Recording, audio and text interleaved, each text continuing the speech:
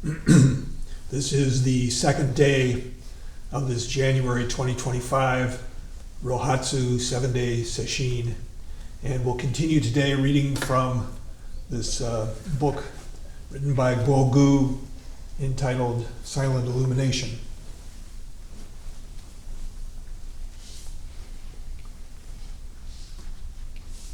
And pick up more or less where we left off yesterday.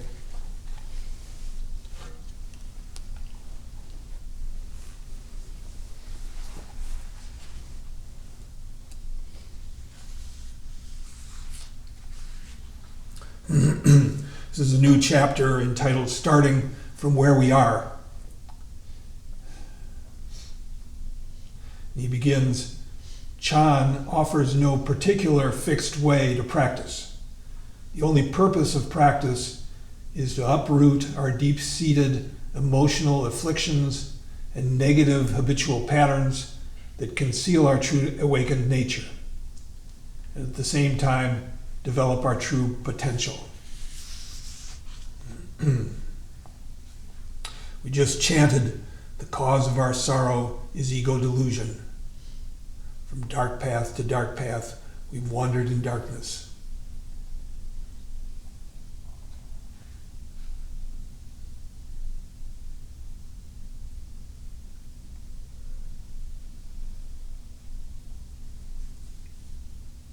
So though Chan offers no particular fixed way to practice, he says, over the centuries, Chan masters have developed numerous skillful means to help people. Before we discuss the actual practices, we need to understand and to develop a conviction regarding our true nature, our Buddha nature. We also need to learn to expose, embrace, and transform the emotional afflictions and negative habitual patterns, the root of which is self-grasping. It is the self. Of course, this is a small self. It is the self in all of its manifestations that conceals our true nature. We must begin here to appreciate the teachings so we can live the truth of our intrinsic freedom.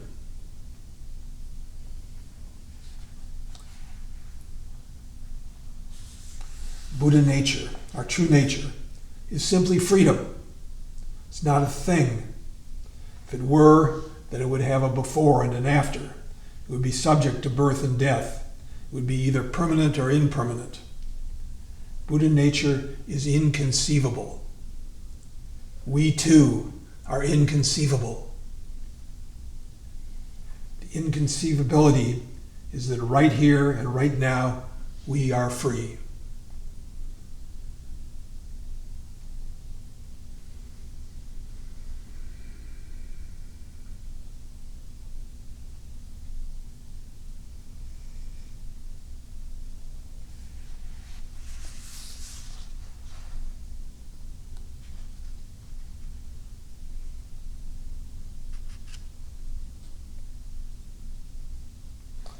Of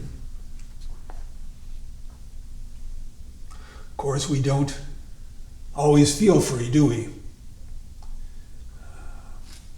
One of the features of a 7-day session is the hard slog through the first 2-3 days, which has a great deal of value.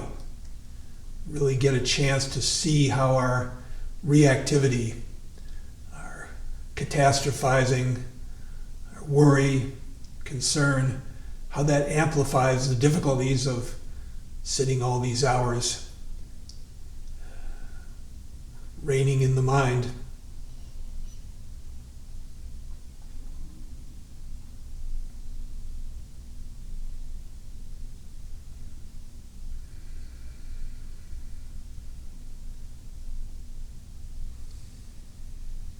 It's really not a problem.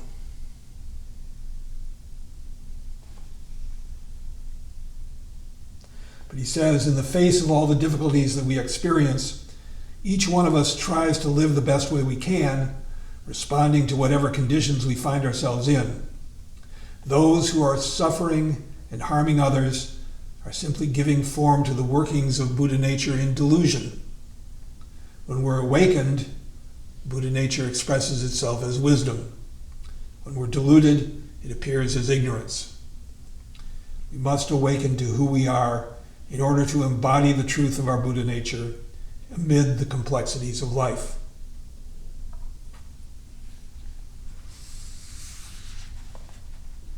We can't recognize Buddha nature because we are so steeped in our created world of dualities. We perpetuate notions of good and evil, gaining and losing, success and failure, victim and perpetrator, all of which revolve around the central vantage point of me, I, and mine. It is precisely due to this self-referential polarization that we suffer and inflict the same suffering on others. Cause of our sorrow is ego delusion. We can free ourselves from this cycle by not confusing emotional afflictions with our true nature, by not confusing the furniture with the spaciousness of the room. When we free ourselves in this way, we allow the Buddha nature of those around us to also manifest.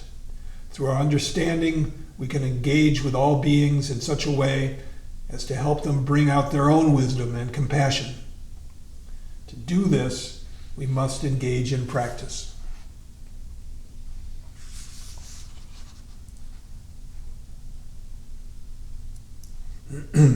Skipping a little bit, he says, Buddha nature is not something we've lost, but it is present right here and now.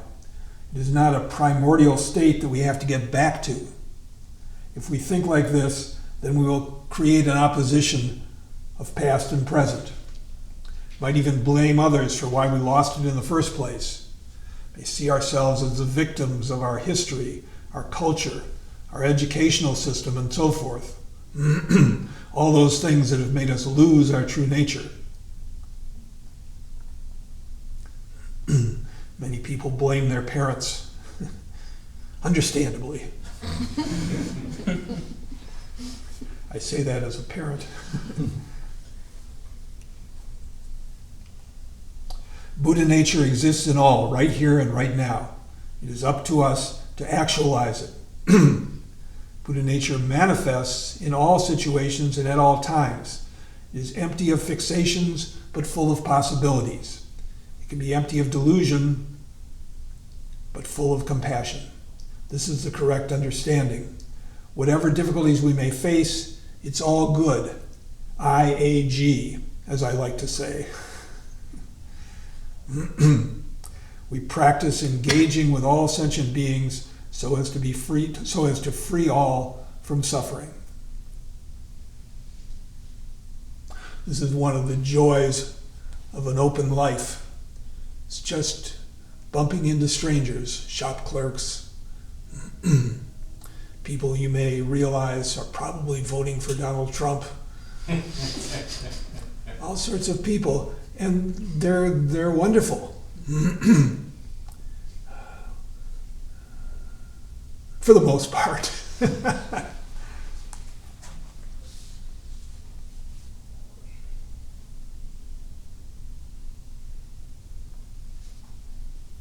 We're not demanding that they change or be away or be on our team.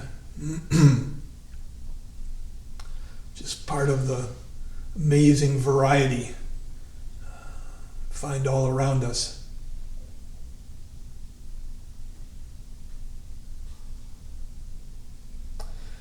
Gogu says, in delusion, Buddha nature appears as self, yet originally there is no self.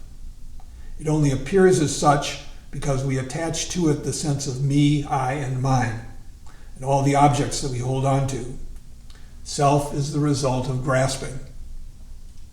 Cultivation, practice, in other words, begins with exposing, embracing, transforming, and letting go of self-referential grasping so that we can realize the full potential of Buddha nature as wisdom and compassion. Only then will we be able to truly live, love, and bring to fulfillment who we truly are. For most of us, attachment to our thoughts and feelings, our inner monologues, defines who we are. They are all that we've ever known about ourselves. We're completely entwined with them. We find it difficult to understand that we're more than just our narratives, likes, and dislikes, that we are originally free. Buddhist teachings point to the moment-to-moment emergence of phenomena in our minds, sensations, conceptions, and gives these mental phenomena the general label of mental continuum. This mental continuum is experienced at different levels. At the very coarse level, our experience is that of a self. We have a sense that we are here, separate from what we see there. Even when we use a method of meditation, we feel we're sitting, using a method, and thoughts come and go, invading our mental continuum. There seems to be an I that's sitting and experiencing my thoughts. This I feels like a solid reference point, a center through which we experience everything that's not this center. For example, as you hear these words, you read these words, you probably see their visual form and hear the internal speech they elicit as you read them. You also feel the sensations in your body as you read and are aware of the one who is witnessing all these things. In other words, there's you, and then there's all the things you are experiencing. On this very superficial level, you feel there's a mind containing all these objects, and there is someone who possesses this mind, cluttered as it sometimes is. You spell it out like that, it really sounds ridiculous. Even the internally generated thoughts are somehow objectively experienced by the me of you. You feel you are the subjective experiencer, and you have the sense of I that is in opposition to the world out there.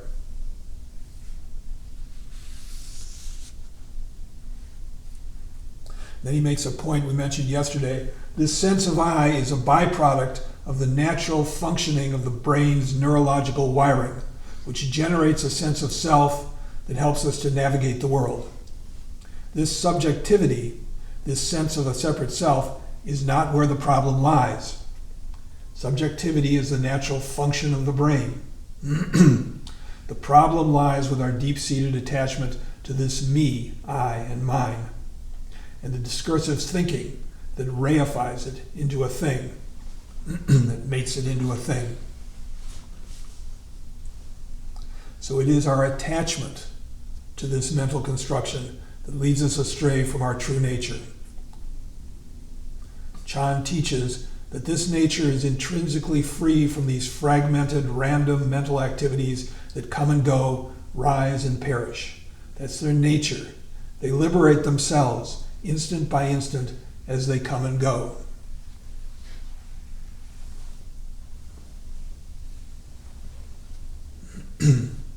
They're impermanent.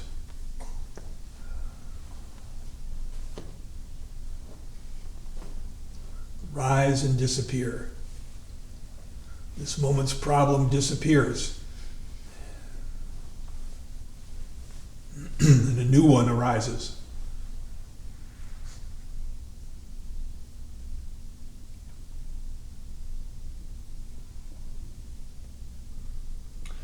No self is not a concept that we need to take on faith, nor is it a particular belief system that we have to accept unreservedly. It's simply the way things are. Even neuroscientists tell us that our self, in quotation marks, is just patterns of neurosynaptic firings that change continuously. When we fixate on something that doesn't exist, we make erroneous choices and experience the consequences, suffering.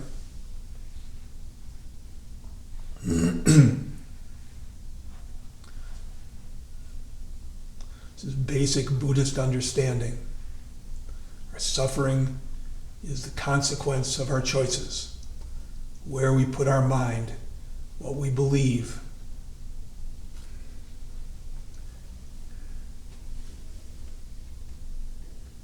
Everything we've done in the past, based on what we believe.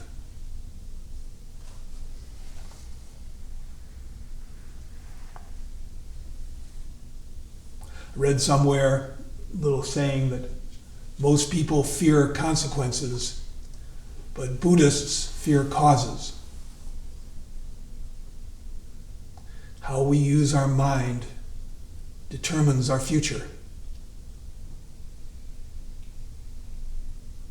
Teaching we can find in the Dhammapada, in one of the Buddha's earliest sermons.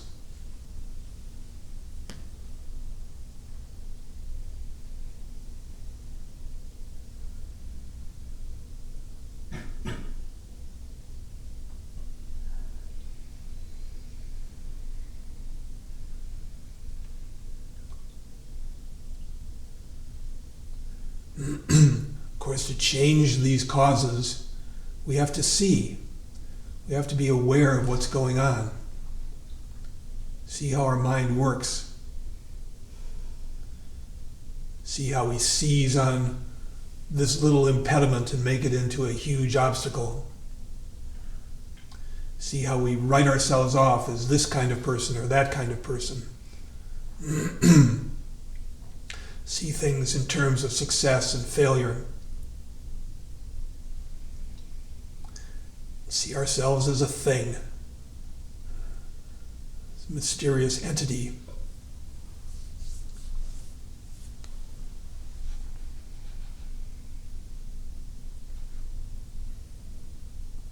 Guogu says one way to realize this selfless freedom, this fluid nature, is to apply ourselves to meditation. As we practice meditation, the mind starts to become more calm, concentrated, and clear. As our discursive thinking starts to subside, the mind naturally becomes focused on one thing, the method of meditation itself. As we progress, a subtler level of experience begins to manifest moment to moment. I call this freshness. There is only the experiencing itself which is vibrant, not abiding anywhere, and lacks words or language to describe it. You can get a taste of this in sesshin. Things that seemed ordinary and humdrum suddenly are alive. That aliveness, that freshness is always there. We've just thrown up a screen of self and other, of like and dislike, of grasping and aversion.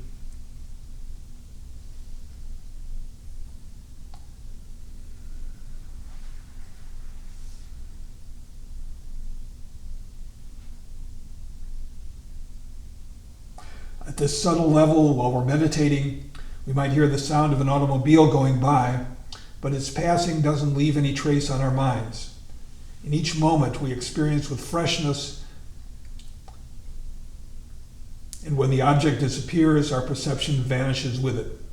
We continue with our meditation.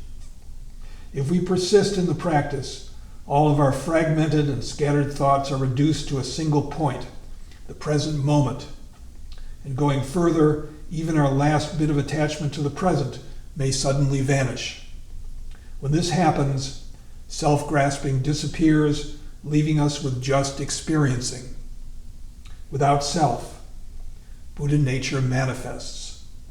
This vivid experiencing, wakeful and focused, is liberating.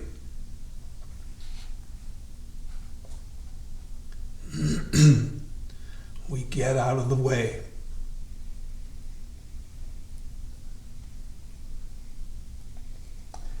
It goes on, that said, our persistence in genuine practice is dependent on our ability to work with the undercurrent feeling tones, all the subtle thoughts that shape our everyday experience. And that leads into the next chapter, which is entitled, The Underlying Feeling Tones.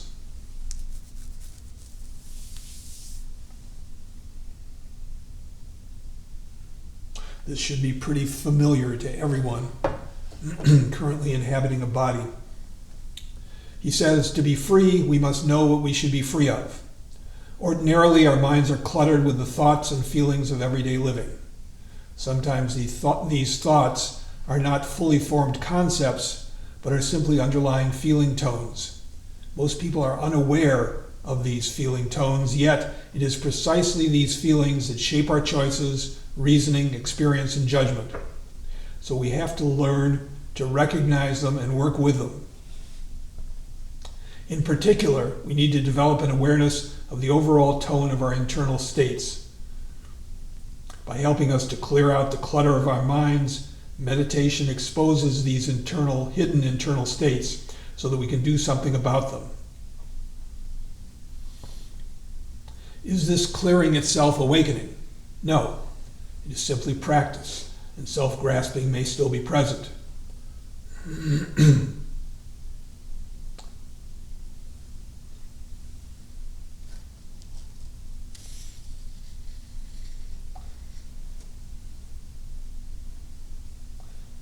And he goes back to Chan Master Hongji,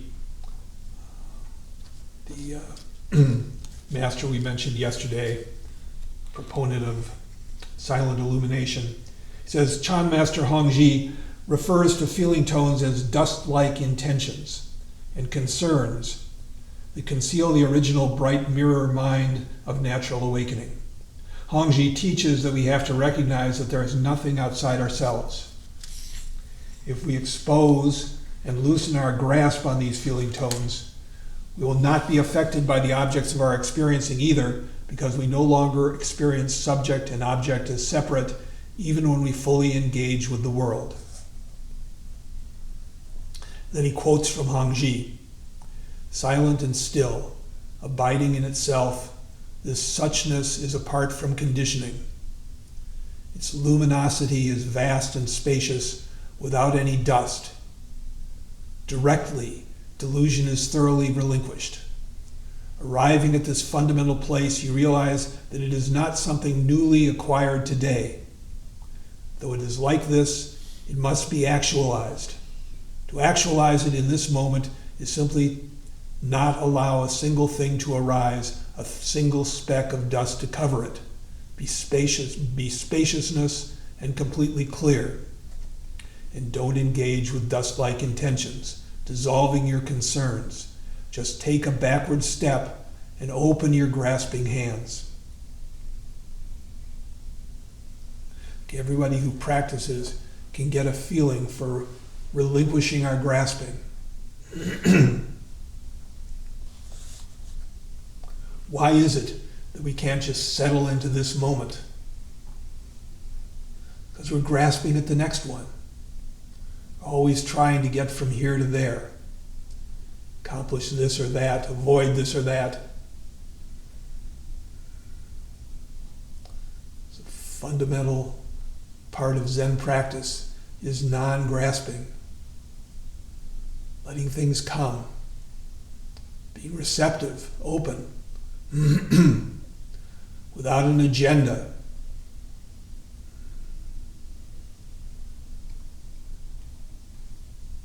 Good comes, it'll pass. Bad comes, it'll pass. Right now, it's like this.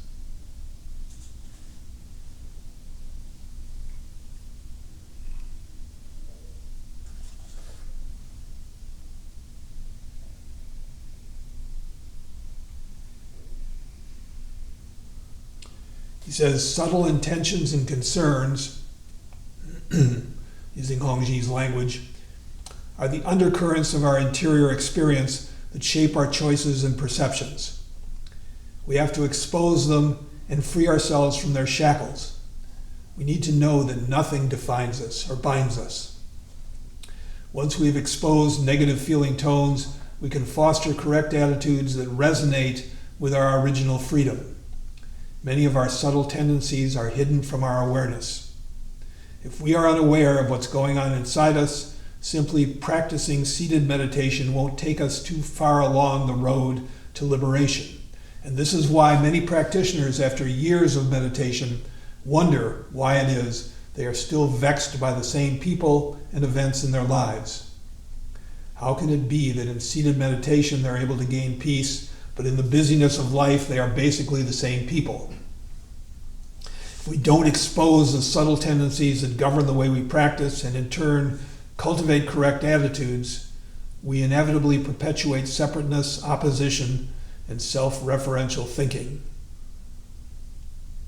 These subtle undercurrent tendencies manifest as the attitudes we have towards life. We need to expose them and cultivate the right attitudes to bring out our wisdom and compassion.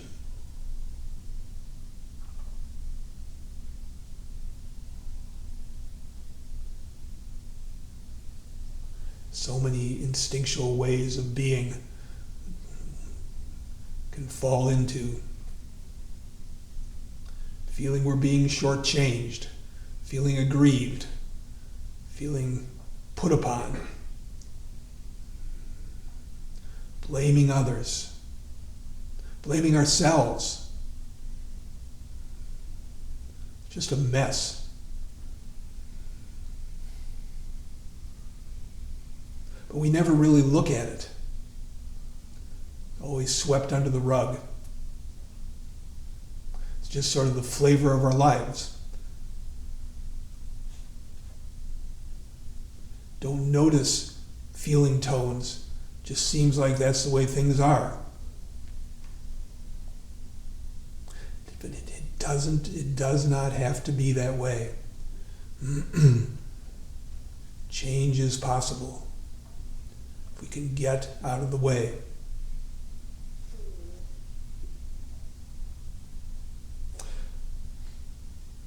Gogu says, from a Buddhist perspective, the distinction between thoughts and feeling tones is that thoughts are fully formed concepts, while the feeling tones are subtle intentions, perceptions, or moods, which are subtle thoughts. Whether we realize it or not, there are millions of subtle feeling tones that shape our experience in any given situation. We're just not aware of them. There's no clear-cut difference between thoughts and feelings. Yet we make a clear divide between them, which then shapes the way we articulate our inner experience and even understand Buddhism. For instance, many people read the Buddhist literature on the importance of having correct view, and they interpret it as some kind of knowledge or understanding. In other words, as correct thought. This is only partially correct. In Buddhism, thoughts and feelings are inseparable. If we can cultivate wholesome attitudes, we would naturally have correct understanding of things. Therefore, I emphasize cultivating correct attitudes and being more aware of the subtle feeling tones.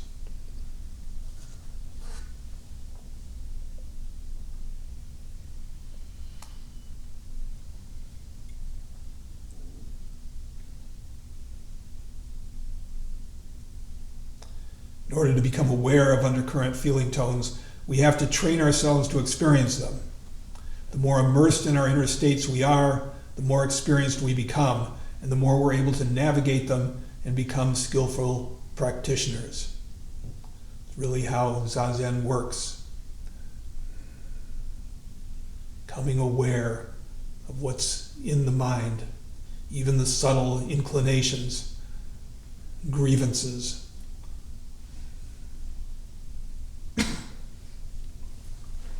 He says we have to cultivate some important attitudes in our practice. These attitudes should be cultivated in all aspects of our lives beyond mere sitting meditation. In the remainder of this and the next chapter, I list some of these important attitudes. It is up to each of us to explore them one by one and then all together to see their interconnections and also the ways they affect our inner experience. Cultivating correct attitudes transforms the way we carry ourselves, relate to others, and engage with the world. In this way, everything becomes our path. Life becomes practice, so we can foster the necessary prerequisites to realizing awakening.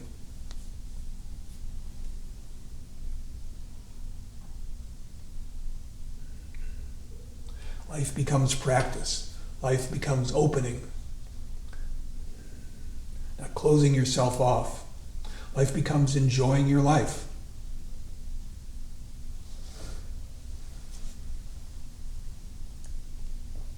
He says we can cultivate right attitudes through a fourfold process of exposing, embracing, transforming, and letting go.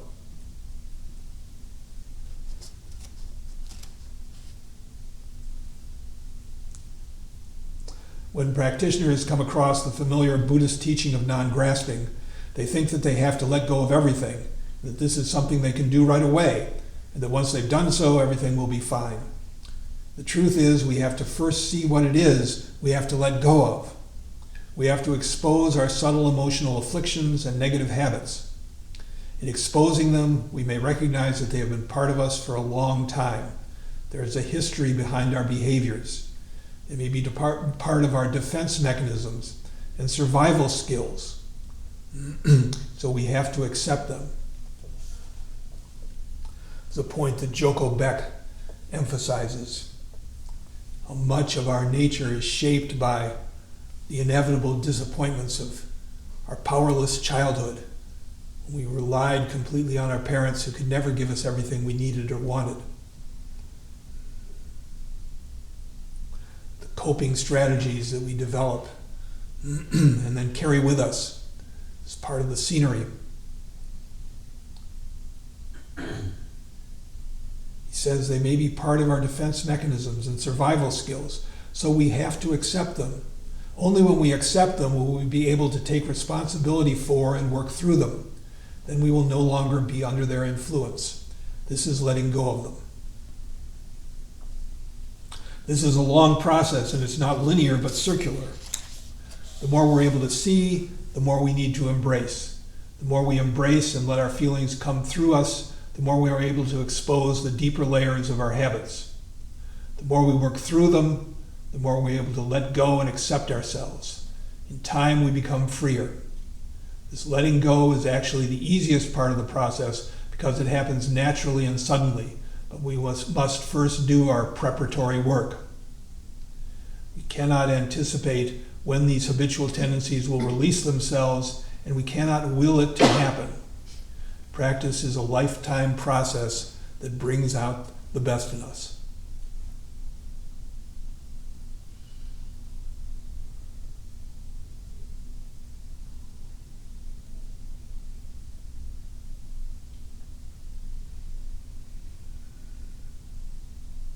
We can't anticipate when our negative tendencies will release themselves. And we can't will it to happen. Can't change in that way. I want to read something from my friend Anthony DeMello.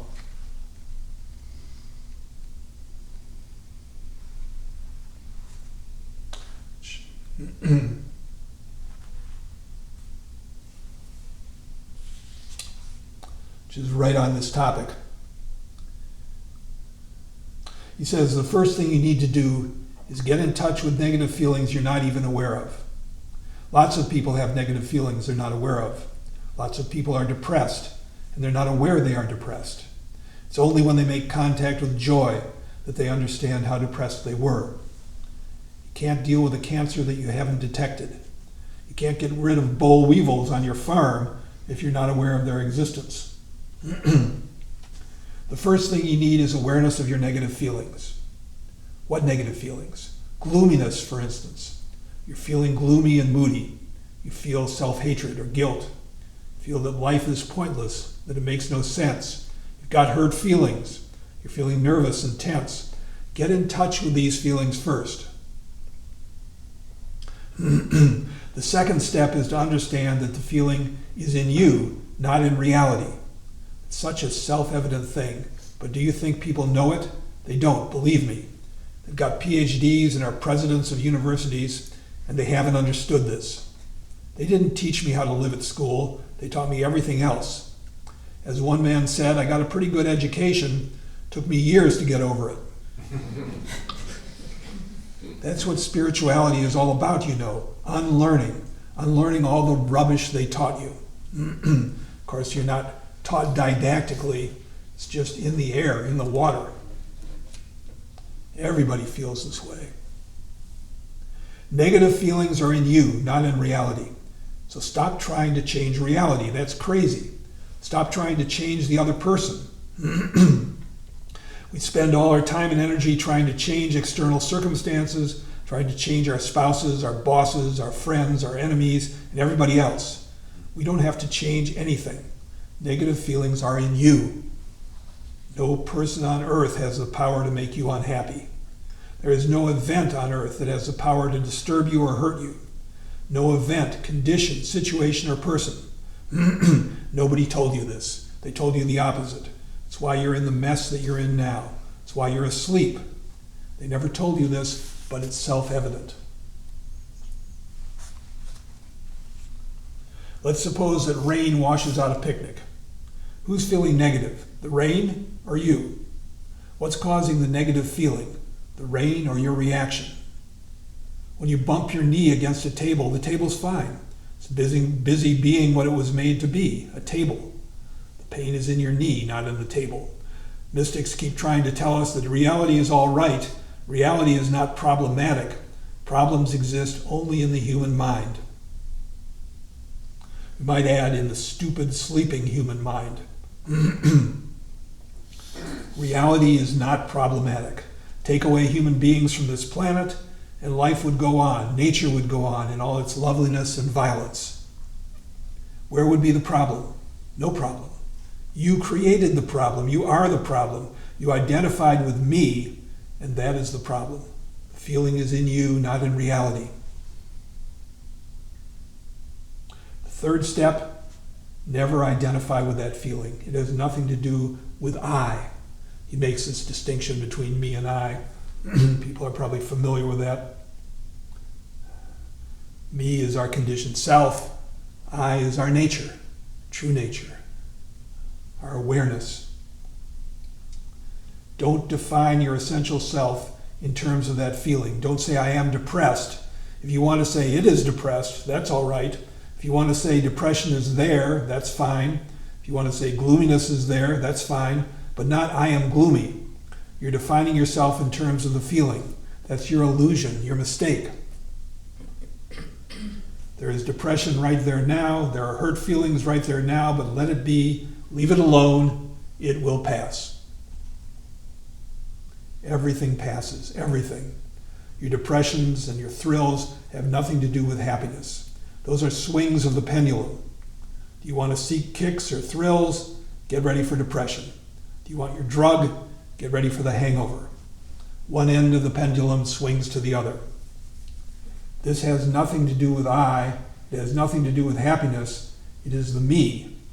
If you remember this, if you say it to yourself 1,000 times, if you try these 3 steps 1,000 times, you will get it. You'll not need to do it even 3 times. You might not need to do it even 3 times. I don't know. There's no rule for it. But do it 1,000 times, you'll make the biggest discovery in your life. So easy to see it, to accept it. Problem is our reactivity. But then we forget. Just fall back asleep. We live a life of reactivity, directed by all the patterns we've laid down. That's why sesshin is such a wonderful thing, an opportunity to break through that, to chip away bit by bit, to see it, have it brought up for us. It's the rare person that doesn't struggle with negative feelings in sesshin.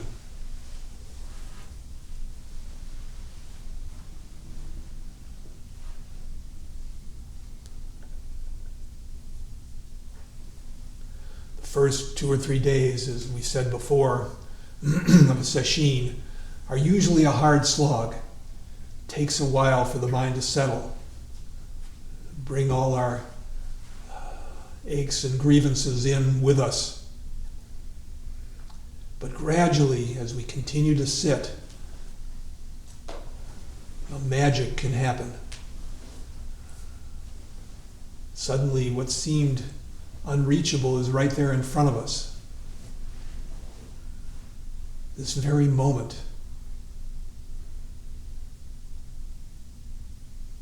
Everything we need is right there for us.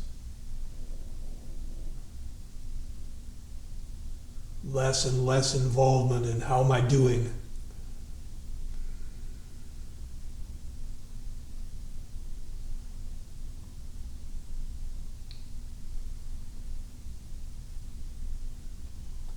find ourselves in that silence, that open field, just looking.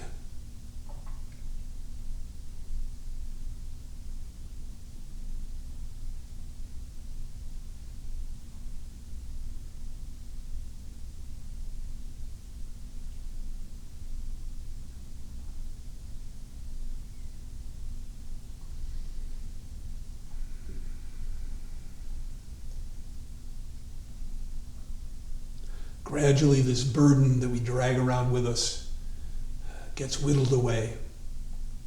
Things slough off.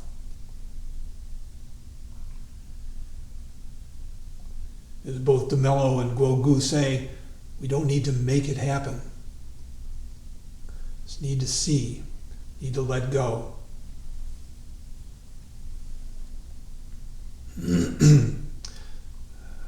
Stop trying to control. Stop grasping. Everything comes to us. Sesshin, all the conditions are there. You don't have to worry about arranging things. Just follow the schedule. Sit with everyone.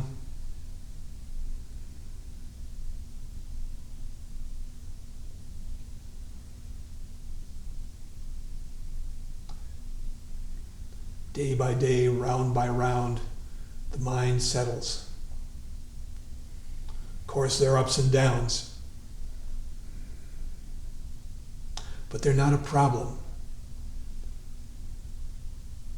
Day by day, round by round, we let go of our problems.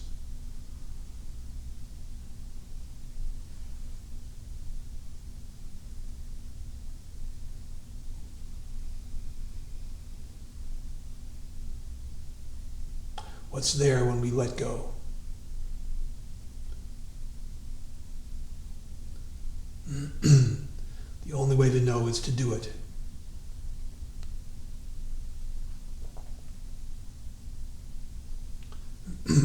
Our time is up. We'll stop now and recite the 4 vows.